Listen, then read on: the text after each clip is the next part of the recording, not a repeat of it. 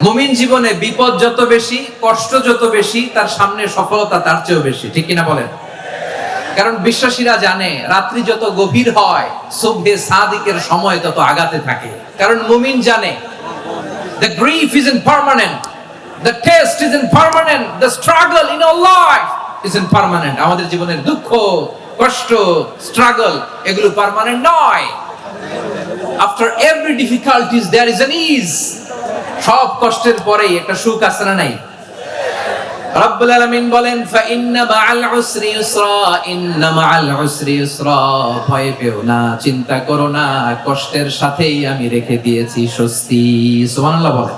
এক কথাই রব্বুল আলামিন বলেন ওয়া ইয়ামসাসকাল্লাহু বিদুররিন ফালা কাশিফা লাহু ইল্লা হু وَإِن يُرِدْكَ بِخَيْرٍ فَلَا رَادَّ لِفَضْلِهِ يُصِيبُ بِهِ مَن يَشَاءُ مِنْ عِبَادِهِ وَهُوَ الْغَفُورُ الرَّحِيمُ الله أكبر আল্লাহ বললেন وَإِن يَمْسَسْكَ اللَّهُ بِضُرٍّ فَلَا كَاشِفَ لَهُ إِلَّا هُوَ।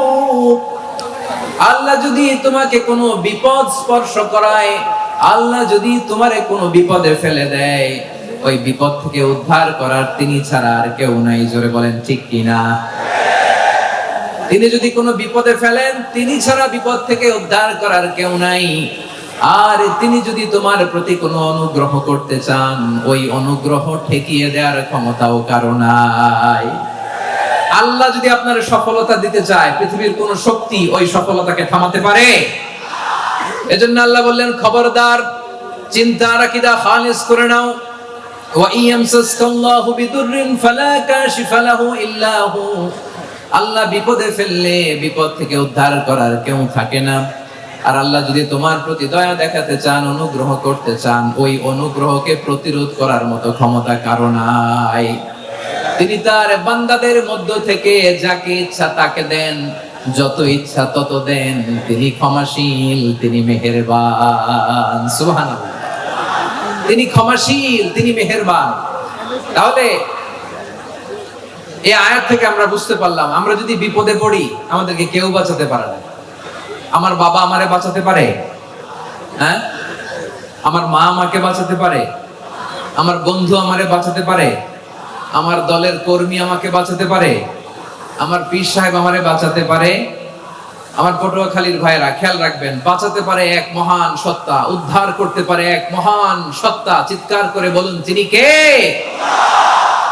আবার আল্লাহ বললেন আম্মান ইউজিবুল মুত্তাররা ইযা দাআহু ওয়া ইয়াকশিফুস সুআ ওয়া ইয়াজআলুকুম খুলাফাআল আরদ আইলাহুম মা'আল্লাহ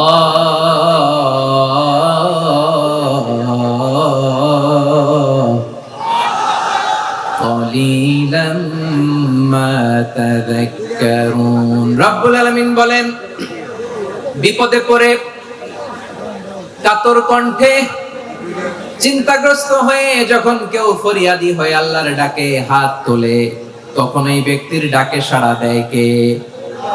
সবাই বলুন। কাতর কণ্ঠে বিপন্ন অবস্থায় আপনি যখন কেঁদে কেঁদে হাত তুলে আপনার দুঃখের কথা জানান, আপনি যখন ডাকেন তারে, তখন আপনার ডাকে সাড়া দেয় কে? আল্লাহ বলে আমি সাড়া দেই।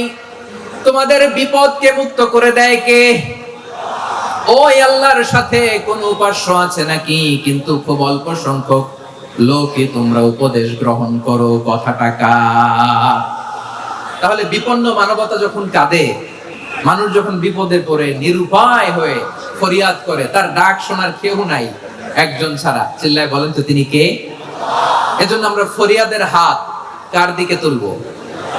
প্রিয় পটুয়াখালী বলেন, ফরিয়াদের দুটো হাত আমরা কার দিকে তুলবো? এবং খেয়াল রাখতে হবে, মাথার সাথে সেট করে নিতে হবে, আল্লাহ ছাড়া আমাকে উদ্ধার করার কেউ নাই। এই পৃথিবীতে কেউ আপন না। প্রিয় ভাইরা, বিপদে পড়লে বোঝা যায় কেউ আপন না। আপন শুধু একজন মহান সত্তা, তিনি কে? এটা কি আপনারা খেয়াল রাখতে পারবেন? হ্যাঁ, বিপদে আপদে কেউ আমাদের বাঁচাতে পারে না, তরাতে পারে না, মুক্তি দিতে পারে না, উদ্ধার করতে পারে না, একমাত্র আমার প্রভু ছাড়া, আল্লাহ ছাড়া। চিল্লায় বলেন ঠিক কিনা? এবং প্রিয় পটুয়াখালীর ভাইয়েরা, মাথার সাথে এটা সেট করে নিতে হবে যে আমাদের পুরো জীবনটাই পরীক্ষা। পুরো জীবনটাই কি? The life is a test. পুরো জীবনটাই পরীক্ষা। এই জীবনে বিপদ আসবে, আপদ আসবে, পরীক্ষা আসবে, সবার জীবনে এটা থাকে। এক একজনের পরীক্ষা এক এক রকম। আমার পরীক্ষা একরকম, মাসুদ ভাইয়ের পরীক্ষা একরকম, চৌধুরী সাহেবের পরীক্ষা একরকম, আপনার পরীক্ষা একরকম, ওনার পরীক্ষা আবার আরেক রকম। পুরো পৃথিবীটাই পরীক্ষা ক্ষেত্র, সবাই পরীক্ষা দিচ্ছি, কিন্তু কারো পরীক্ষা প্রশ্নের সাথে কারোটার মিল নাই। সুবহানাল্লাহ পড়বেন না? পুরোটাই পরীক্ষা ক্ষেত্র, সবাই পরীক্ষার্থী, কিন্তু প্রশ্নপত্র একটার সাথে আরেকটা মিলে না। One doesn't match the other. একজনেরটার সাথে আরেকজনেরটা মিলে না। কাউকে আল্লাহ তাআলা ধনী বানিয়ে পরীক্ষা করেন। কি বানিয়ে? কথা কি বুঝতেছেন নাকি কষ্ট হচ্ছে? কষ্ট হচ্ছে আপনাদের? কাউকে আল্লাহ ধনী বানিয়ে পরীক্ষা করেন, আবার কাউকে আল্লাহ তাআলা গরিব বানিয়ে পরীক্ষা করেন, কাউকে আল্লাহ অসুস্থ বানিয়ে পরীক্ষা করেন। কেউ দেখবেন যে দুরারোগ্য ব্যাধিতে আক্রান্ত, ডাক্তার বলেছে আর সময় নাই, দুরারোগ্য ব্যাধি, ক্যান্সার, যার নেই কোনো অ্যান্সার, তার জন্য পরীক্ষা হচ্ছে এই রোগ। আরেক লোক দেখবেন তার আবার রোগ বালাই নাই, মাশাআল্লাহ, তাকে আল্লাহ তাআলা আর্থিক দৈন্যতা, দারিদ্রতা দিয়ে পরীক্ষা করছেন। এরকম আছে না নাই? টাকা পয়সা নাই, দিন আনে দিন খায়, যা আছে তাতে চলে না, এটা তার জন্য পরীক্ষা। আবার আরেক শ্রেণীর লোক দেখবেন তাকে আল্লাহ অসুস্থতাও দেয় নাই, দারিদ্রতাও দেয় নাই, তার দাম্পত্য জীবনের সমস্যা আছে না নাই? স্ত্রী কথা শোনে না, অথবা ছেলে মেয়ে কথা শোনে না। তাহলে পরীক্ষা সবার জীবনে আছে, এক একজনের পরীক্ষাটা এক এক রকম। আল্লাহ তাআলা দেখতে চায় যে এই পরীক্ষার সময় আমরা কিরকম রেসপন্স করি। How to deal with the test, কিভাবে এই বিপদ আপদ পরীক্ষাগুলোকে আমরা হ্যান্ডেল করব, ডিল করব, এটা হচ্ছে আজকের আলোচনার বিষয়। বুঝতে পেরেছেন সবাই আমার প্রিয় ভাইরা? তাহলে পরীক্ষাময় আমাদের জীবন, বিপদ আপদ পরীক্ষা, এটা মানুষের পিছু ছাড়ে না। সবার জীবনে পরীক্ষা আছে। নবীদের জীবনেও পরীক্ষা ছিল। সাহাবারা জিজ্ঞেস করেছেন, ইয়া রাসূলুল্লাহ, আইয়ুন নাসি আশাদ্দু বালাআন ফিদ দুনিয়া, এই দুনিয়ার বুকে কাদের পরীক্ষা সবচেয়ে বেশি? বিশ্বনবী বলেছেন, আল আম্বিয়া। এই পৃথিবীতে সবচেয়ে বেশি পরীক্ষা আল্লাহ তাআলা নিয়ে থাকেন নবীদের। কাদের? নবীদের। সুম্মাল আমসাল ফাল আমসাল, এরপরে নবীদের পরের স্তরে যারা, তাদের পরীক্ষা। এরপরে তাদের পরের স্তরে যারা, তাদের পরীক্ষা। সিদ্দিকীনদের, শুহাদাদের, সলিহিনদের, আল্লাহওয়ালাদের। যার ঈমান যত মজবুত, তার জীবনে পরীক্ষাও তত বেশি। চিল্লায় বলেন ঠিক কিনা? তাহলে মুমিনরা, বিশ্বাসীরা, আমরা কি পরীক্ষা বিপদ আপদে ভয় পাই? হ্যাঁ, বিপদ দেখলে ভয় লাগে আপনাদের? ভয় লাগে? হ্যাঁ, না, মুমিনরা বিপদে ভয় পায় না, তারা হতাশ হয় না, সুবহানাল্লাহ, তারা নিরাশ হয় না। বিশ্বাসীরা হাল ছেড়ে দেয় না, তারা ভরসা রাখে একজনের উপর। চিল্লায় বলতে হবে তিনি কে? কারণ মুমিন জানে the grief isn't permanent, the test isn't permanent, the struggle in our life isn't permanent. আমাদের জীবনের দুঃখ, কষ্ট, স্ট্রাগল, এগুলো পার্মানেন্ট নয়। After every difficulties there is an ease. সব কষ্টের পরেই একটা সুখ আছে না নাই? রব্বুল আলামিন বলেন, ফা ইন্না মাআল উসরি ইউসরা, ইন্না মাআল উসরি ইউসরা, ভয় পেও না, চিন্তা করো না, কষ্টের সাথেই আমি রেখে দিয়েছি স্বস্তি। সুবহানাল্লাহ বলেন। মুমিন জীবনে বিপদ যত বেশি, কষ্ট যত বেশি, তার সামনে সফলতা তার চেয়েও বেশি। ঠিক কিনা বলেন? কারণ বিশ্বাসীরা জানে রাত্রি যত গভীর হয়, সুবহে সাদিকের সময় তত আগাতে থাকে। গর্ভবতী নারীর পেটের ব্যথা যত বাড়তে থাকে, ঘরে নতুন মেহমান আগমনের সময় ঘনাতে থাকে। মুমিনদের উপর বিপদ, অত্যাচার, আপদ, পরীক্ষা যত বাড়তে থাকে, কালেমার পতাকা উড্ডয়নের সময় কাছে আসতে থাকে। বিশ্বাসীদের এগুলো হিসাব মেলানো অনেক আগে, এগুলো অনেক আগে হিসাব মেলানো। দুঃখের আধার শেষে সুখের আলো মিটি মিটি হাসে। চিল্লায় বলেন ঠিক কিনা? দুঃখের আধার শেষে আলোর প্রভাত হাসে, হতাশার কালো মেঘে যায় গো ভেসে, হতাশার কালো মেঘে যায় গো ভেসে। দুঃখের আধার শেষে আলোর প্রভাতে হাসে, হতাশার কালো মেঘে যায় গো ভেসে, হতাশার কালো মেঘে যায় গো ভেসে। কোরআনের পাতায় পাতায় দেখো ঈমানের পথ ঢাকা ব্যথার কাটায়। কোরআনের পাতায় পাতায় দেখো ঈমানের পথ ঢাকা ব্যথার কাটায়। ভেঙে পড়ো না কভু হতাশ হয়ে, ভেঙে পড়ো না কভু হতাশ হয়ে। জ্বলে পড়ে খাঁটি সোনা হগ শেষে, জ্বলে পড়ে খাঁটি সোনা হগ শেষে।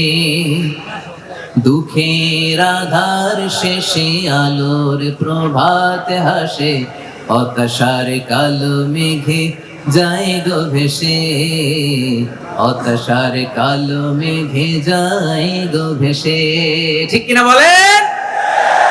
দুঃখ যত বেশি, পরীক্ষা যত বেশি, কষ্ট যত বেশি, সুখের সময় তত কাছাকাছি চিল্লায় বলতে হবে ঠিক কিনা। আল্লাহ বললেন, তোমরা কি ভেবেছো তোমরা নিরাপদ? আমি চাইলে ল্যান্ডস্লাইডস, ভূমি ধস দিয়ে 1 লক্ষ এক মুহূর্তে নিয়ে যেতে পারি। এক সুনামি দিয়ে থাপ্পড় মেরে 3 লক্ষ সাগরের ভেতরে ঢুকায় দিতে পারি।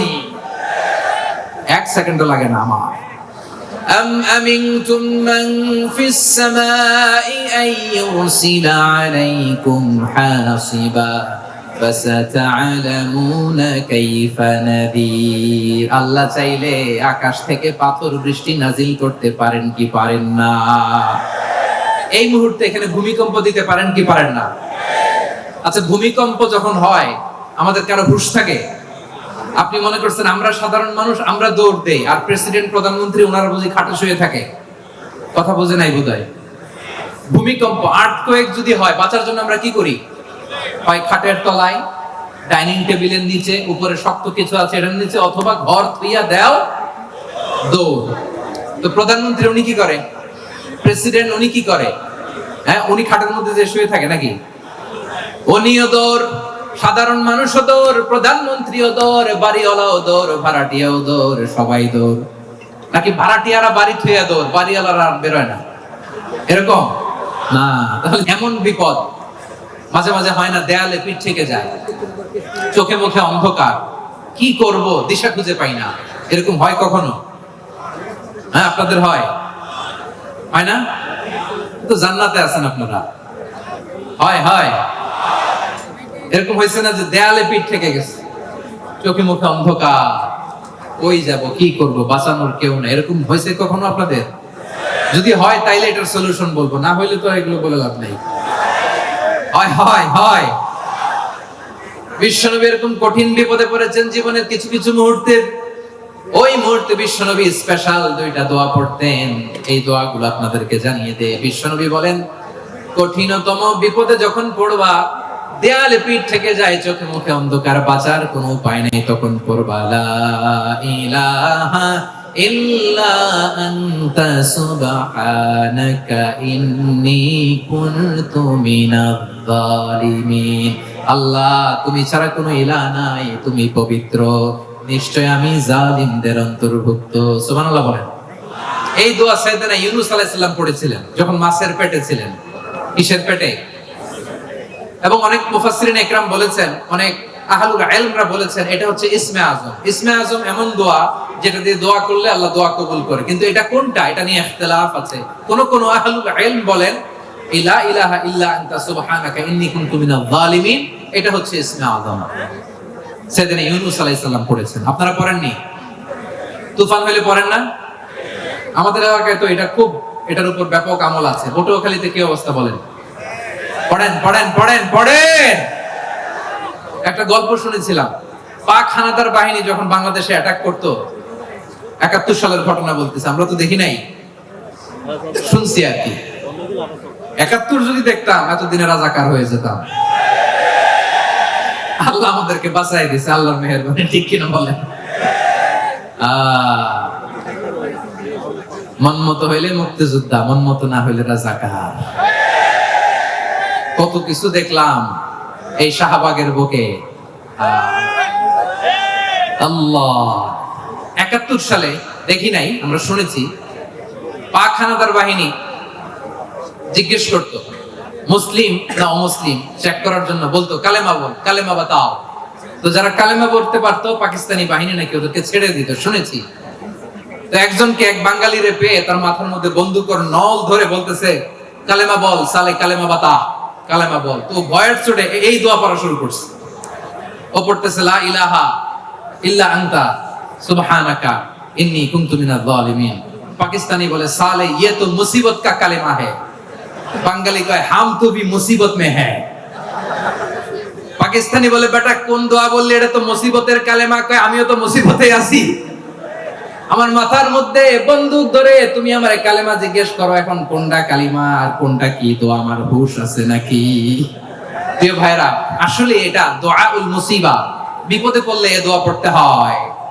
লা ইলাহা ইল্লা আনতা সুবহানাকা ইন্নী কুনতু মিনাজ জালিমিন। এটা পড়বেন আপনারা। এই দোয়া পড়ে সাইয়েদনা ইউনূস আলাইহিস সালাম মাছের পেট থেকে রক্ষা পেয়েছিলেন। রক্ষা করেছিল কে? তুমি ইউনূস নবীরে যখন খাইলো মাছেতে গিলিয়া, ফেরেশতা পাঠাইয়া দিলে ইসমে আজম দিয়া। প্রাণে ছিল যাহার ভয় সেথা পাইল আশ্রয়, প্রাণে ছিল যাহার ভয় সেথা পাইল আশ্রয়। মাছের পেট হতে সে যে পেল পরিত্রাণ। আল্লাহু আল্লাহু তুমি জাল্লে জালালুহু, শেষ করা তো যায় না গে তোমার গুণগান। আল্লাহু আল্লাহু সুবহানাল্লাহ পড়ে। লা ইলাহা ইল্লা আনতা সুবহানাকা ইন্নী কুনতু মিনাজ জালিমিন। বিশ্বনবী বললেন দেয়ালে পিঠ থেকে গেলে, চোখে মুখে অন্ধকার, বাঁচার কোনো উপায় নাই, তখন এই দোয়াটা পড়তে হবে। এই দোয়া পড়ে আল্লাহর কাছে ফরিয়াদ করলে বিপদ মুক্ত করবেন কে? কেন এই দোয়াটা আল্লাহর কাছে বড্ড প্রিয় জানেন আমার ভাইয়েরা? কারণ এই দোয়ার মধ্যে 3টা জিনিস আছে। আমি যেরকম আঙ্গুল উঁচু করেছি এরকম করেন তো। 3টা। কয়টা? 3টা। 1 নম্বরে হচ্ছে তাওহীদ, 2 নম্বরে তাসবিহ, 3 নম্বরে তাকরীর। আই রিপিট, আবারও বলছি, 1 নম্বরে তাওহীদ, 2 নম্বরে তাসবিহ, 3 নম্বরে তাকরীর।